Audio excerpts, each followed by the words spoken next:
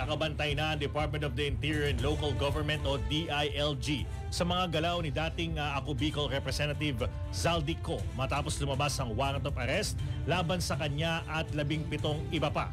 Ayon naman kay DILG Secretary John Vic Remulla, huling nakita si Ko sa Japan.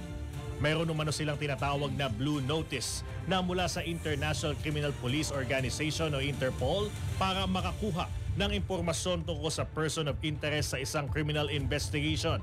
Kabilang na ang kanilang lokasyon o mga aktibidad. Sinabi naman ni Remulla na wala silang kasalukuyang impormasyon sa kinaroroonan ni Ko. Ngunit ang kanyang mga dating lokasyon ay kinabibilangan ng Estados Unidos, Europe, Singapore, Spain, Portugal at huli nga sa Japan.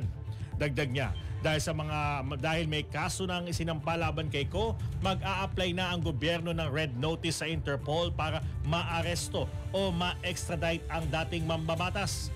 Samantala, plano rin ng DILG na hilingin sa Department of Foreign Affairs na kansilahin ang pasaporte ng dating congressman.